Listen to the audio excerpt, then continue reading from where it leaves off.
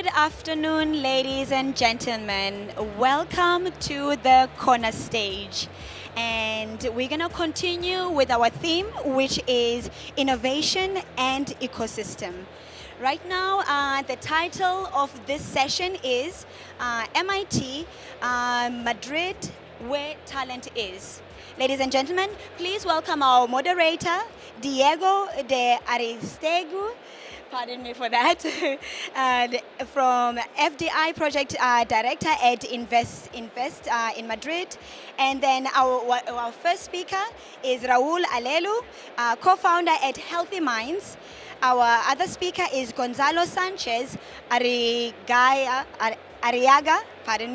Director of the Bachelor in Aerospace Engineer at UC3M. And our speaker, Borja Moreno Luque, Manager at Talent Hackers, Catenon. And our last speaker is Carlos Catillas, Sales Manager at Pleu. Ladies and gentlemen, let's give our panel a round of applause.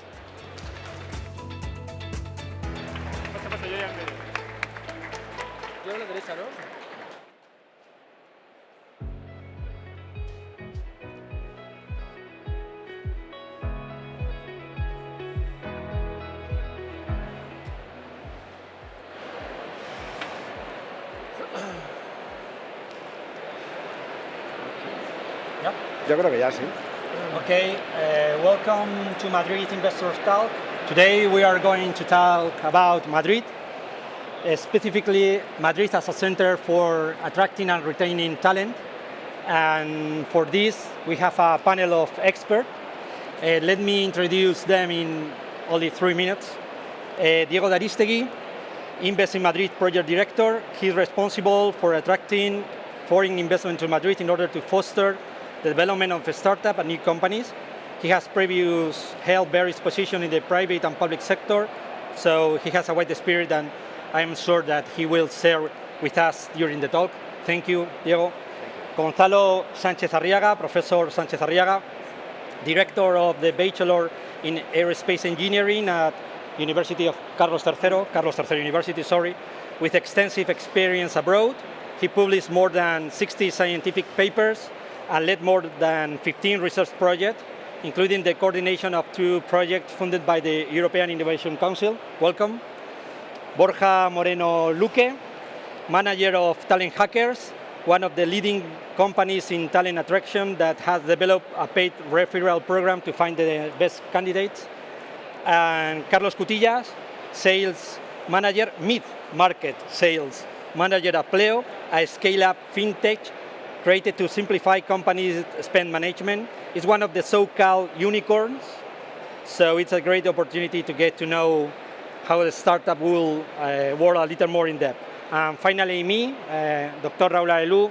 I'm a scientist, university professor, programmer, and co-founder with my partner, Professor Cariaga, of 3 startups, Ever3, focus on talent retention, Healthy Minds, focus on mental health, digital mental health, and the last one, Thera for All, related to the world of psychology. So, if you all agree, I'm going to ask you some questions. Although I would like the debate to be dynamic, so you can talk whenever you want. Okay? Let me start with Diego. What are the key elements of the Madrid ecosystem for attracting and retaining talent? Okay, thank you, Raul. Thank you, everybody, for being here. When we talk about Madrid, we always talk about Madrid Region. So the main asset as Madrid, can you hear me? Oh, great, sorry. Compared with the destinations that we want to compete with, we're talking about London, Paris, Amsterdam, Brussels, is basically the talent, not only the availability of talent, but also the cost and the quality of talent, the infrastructures that we have, the size of the market. I mean, when we talk to an investor, our first question is, would you like to be in Europe's 3rd largest market? Because if we consider Spain and Portugal, we're already the 3rd largest market. And frankly speaking, people don't know what is the potential of Madrid region as an economy, no? So basically, I think the main assets, as I told you, are the infrastructures, the talent, the cost, and also the size of the market. Okay, thank you, Diego. Professor Sanchez Arriaga, what distinguishes Madrid from another ecosystem when it comes to attracting talent and investment? Are we on the right track? Well, I think so. Madrid has a very good. Thank you. That's much better. Madrid has a very good higher education system with 6 public universities. So we nurture about 200,000 students every year that develop with us bachelor, master, and PhD studies. And this is, of course, very important for companies that are looking for employees for their companies. Madrid has also a very good transportation network, and this creates a very good international environment because it creates a flow of people that is also, in my opinion, quite interesting for companies.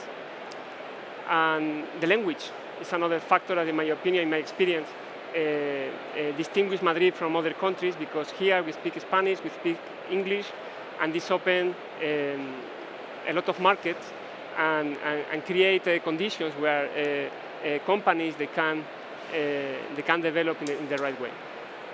Okay, thank you. Borja, how do you think artificial intelligence will impact recruitment processes? I think that it will impact a lot because, and it's impacting currently, because tools like ChatGPT and other platforms can help recruiters analyze better the candidate. It means that if you want to interview a candidate, you can support ChatGPT to ask about technical assessments, technical questions that you are going to ask the candidate later on. So I think that it's impacting a lot now, but it's impacting in the future because there will be chatbots, there will be different platforms that directly will talk with the candidates, talking about talent and about my field, and will make it easier for headhunters to work. So it will be, of course, there will be a nice opportunity, and the key point here is how you use it. If you use it well, it will give you good results, and of course, it will make your life easier. Thank you. Carlos, Pleo is an international company. What does Madrid offer you that other regions don't? Okay, so in Pleo we firmly believe in the potential of Madrid as a fintech capital, and we are so happy to contribute this with the open of our new hub here in Madrid. So in Madrid we have 3 things. For an operational point of view, we use Madrid to run the daily business activities in Spain. You can take an AVE, go to visit a client in Valencia, in Barcelona, or wherever, but we also will use Madrid to run the business operations in Portugal, Italy, and France. That doesn't mean that we are not going to open office there, maybe yes, small ones, but we're going to run everything in Madrid. Another thing is the talent and recruitment. I'm highly surprised of the amount of talent people that Madrid has, not only national, also international, a lot of people also from South America, and I think these people is coming to Madrid looking for top companies, business schools, and wherever, and Madrid offers it all. At the third point, the political and social context of Madrid. In the last year, Madrid has been a really, I don't know how to say, a stable region in Spain in compared to other regions. And economically, we have created a lot of companies in Madrid. So that's why we decided to keep in Madrid and open a hub here. Are you agree? Because how the public administration, in this case, the community of Madrid, can help a startup or a scale-up? A startup in the early stage of its development and scale up in the later stage? Well, ourselves in Invest in Madrid, we are here to help any foreign company that has no presence in the Spanish market. So the services we can give are absolutely almost unlimited. Any kind of, what we tell our customers, we're going to give you the facts and figures in order to choose to become Madrid the best option. So any kind of guidance on legal aspect, is it better to create a sociedad limitada or a self-employment, the size of the market, the cost of the talent, as everybody is saying, here in Madrid we have good talent and we have a very good price. Also any kind of need you might have together with the government itself, whether it's at local level, at the regional level or at national level. Also some grants, there are grants available, but we always tell our clients, if you are comparing Madrid with some other European destination and the only concern is grants, forget it. Madrid has much more things to offer than just grants. But for example, what we do to our customers, we can explain it. For talking right now about startup and scale ups, from our perspective, it's a company. We know that they bring much more talent than maybe traditional companies, but they don't create too much employment. But for example, here in Spain, and it's not only Madrid, it's a national law, the new entrepreneur law gives really good advantages to any foreign scale-up planning to establish here. For example, from a corporate tax perspective, the corporate tax in Spain is 25%. But if you are a scale-up and you decide to create affiliate in Spain and in Madrid, during the first 5 years, it reduces to 15%. Our new law is also very competitive in terms of shareholders, stock options. For example, if you're a foreigner outside the European Union, with this new law, you are going to get a resident permit for 2 years, then for another 2, and if in normal conditions, you will get 5 years permanent resident in Spain. So there are many things also, fiscal advantages, both in Madrid and both in Spain, and as I told you before, not only for corporate, but also for particulars. We know when a scale-up decides to come to Madrid, normally they don't create a company, normally the owner comes here. So at that stage, we can still offer them a lot of advantages. For example, people don't know, if you want to establish in Madrid, you have free soft landing projects, both in Madrid city and in some other cities near Madrid. So for the 6 first months, you are going to have a space free of charge, and I think that those are the kinds of information that people don't know about Madrid. And our goal is to give them, as I told you at the beginning, facts and figures. And finally, we hope the Excel will say the best option is Madrid. And also it's a best place to live, the food, people. Yes, of course. The weather. But you know, Raul, at the beginning, when we talk to a customer, he's looking for several destinations, and he wants to talk about figures and cost. When we convince them that we are the best one, then we are going to talk about quality of life, because it's so obvious and people know this, so it's a big asset. I mean, he just has to go out in the street and have fun. But even talking about the prices of, let's say, renting an office, I can give you figures, and all the figures that we can give you are not something that I or my team have decided. We will always give you the reference. So for example, from a renting a prime office perspective, Madrid is 4 times cheaper than London. 4 times? 4 times cheaper. For Berlin, in comparison to Berlin, it's about 1.3. Zurich, the only, let's say, Western destination less, I mean, as competitive as Madrid is Copenhagen. Paris, London, Zurich, Amsterdam, Frankfurt, they are at least between 1.2 and 4 times more expensive. And those are things that we think at the beginning an investor should take into account. And then quality of life, fiesta, and whatever they want. Thank you. Yeah. Professor, for your point of view, why do you think that Madrid is a successful, attractive company in the space sector? Because you work in this sector. Well, Madrid is a hub for space. Here we have centers from ESA and from NASA. People don't know it, but we have it here at Comunidad de Madrid, this center. And our companies, they are mostly located in Tres Cantos, where there are many companies in space, like you can find there GMV, Deimos, Sener, and there are also another group of companies at the south, close to Getafe, Leganés. There is another hub that I think both of them, they are very interesting because they create a network and give to Madrid a very good position in the aerospace sector, not only in space, but also in the aeronautical side. Borja, related to talent, what advantage does Madrid offer in terms of talent compared to other regions? Okay, here, this is a nice question because here I would say 3 things. First thing is that in Madrid you have a lot of opportunities, talking in terms of education, because you have a lot of boot camps, a lot of quick learning courses where people can get advantage of it and boost their careers. Also, you have the opportunity to have events like South Summit, where people can go, can connect, can increase their net of contacts. And I think that that is a nice chance for them to start for instance, in the IT sector. And also,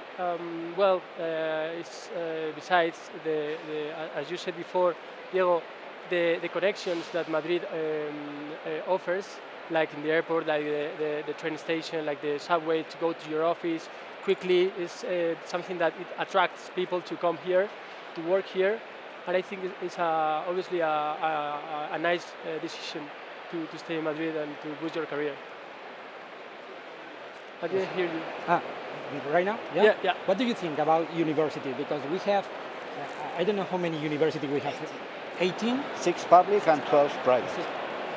Are you looking for talent in this university? Yeah. In fact, we are directly distributing our offers that we have for people, junior people without experience, but directly to the universities, to alumni and all these groups where are young people that are full of energy, that have the capacity, the strength to start a career in a company.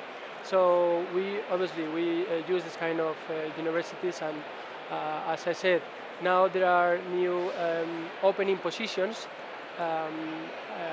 related to AI engineers that do not demand people with experience, but they demand people that want to do that career. And I think that there are a lot of opportunities. Sorry? Junior position or? Yeah, exactly. And now there are a lot of new degrees, especially focused in the IT, that before they didn't exist. So I think there are a lot of opportunities here, of course. Okay. Thank you.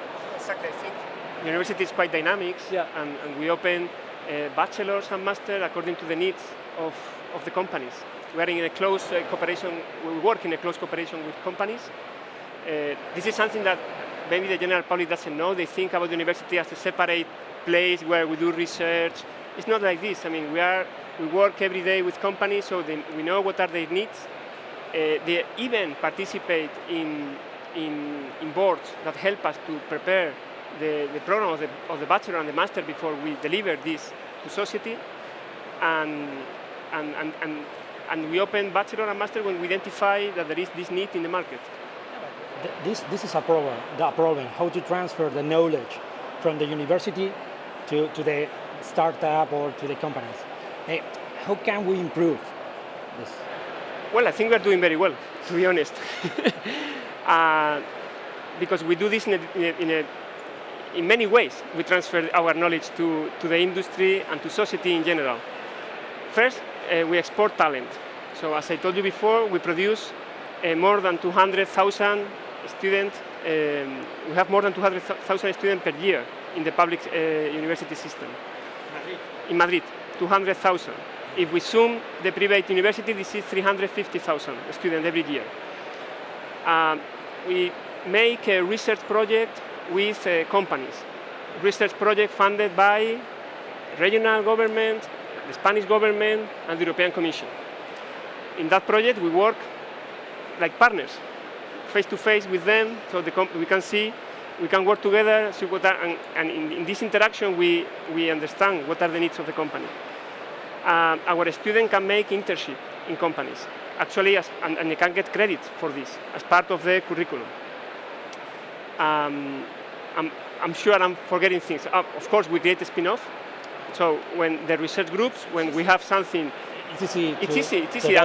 And the university, they have specialized teams that help professors to spin off and to transfer the knowledge to a new company. And normally, young PhD student that has been inside the research group, they are the people that move to the companies and they lead the companies. So we have a plethora of activities and tasks. Thank you, Professor. Carlos, what has surprised you most about Madrid regarding talent? Okay, you hear me? Whoa. Now, you hear me now? Yeah. Okay, so I think Madrid is one of the main epicenters of talent in Spain. The business schools, universities, Fiesta, environment, whatever, makes Madrid a perfect place to generate, attract, and retain talent, I think, national and international. Me as a sales manager, I'm responsible for the hiring in the company. And in the first year, after 1 year in Plio, I need to hire a new team from the scratch. And what surprised me more is the amount of talent people I've been able to hire from Latin America. Yeah, I think here in Madrid, yeah, I think all these people is coming to the private university mostly, but also coming to Madrid looking for new opportunities, and this surprised me more. And this is really important for the company because we are not looking only for a culture fit when we hire people, we are looking for a culture add. So we don't want to build a company of like-minded people that approach the problem in the same way. We want people that break the rules, that break the status quo, that add some culture mix to the value to the company. And in Madrid, we find it all. So for example, in the team of 60 people that we have in Spain right now, in Madrid, we have 12 different nationalities. 12. It is quite impressive, yeah. And it's difficult to retain. It's difficult to retain this talent in your company. At the moment, as I told you before, not too much, because we are a Danish company and we offer like a lot of different perks to the employee to retain, like flex benefits, food when you are in the office or when you are working, healthcare, all this stuff, and also a nice environment, nice office. You can work from home wherever you want. So we are trying to attract these people with good salaries, but as well with nice perks. Yeah. Okay. Professor, can you highlight a public funding scheme in research that, in your experience, helped to attract talent to Madrid and boost startups? Sure. We have programs from the Spanish government, quite powerful. I think Agencia Estatal de Investigación, they are doing a great job. And we can get projects from that. Of course, the European project funded by the European Commission, they are wonderful. There is good money in terms of funding level, and the effort that... There is a lot of money from the European Union? From the European Commission, there is a lot of funding, and what we say in the university, good money, in the sense that it is high enough to give stability to the groups. Okay. That is very important. So you can have a project for 3-4 years, and hire people and create somehow of a stable team. But you asked me about Madrid. If I have to choose one of the instruments of Madrid in terms of funding, I will highlight the industrial PhD. This is an instrument of Comunidad de Madrid that pay for an employee for a company. It gives a grant to the company to hire someone that has to develop the PhD in the university. And additionally give 90,000 euro to the university to also support more this research. 90,000 euro. 90,000 euro for 3 years, so 30K per year. So it's a program that, in my opinion, is working very well because it put in touch the company with the university and supported with a good funding level. Okay. Well, we are out of time. If anyone from the audience would like to ask a question, only one question. Si alguien del público quiere hacer alguna pregunta.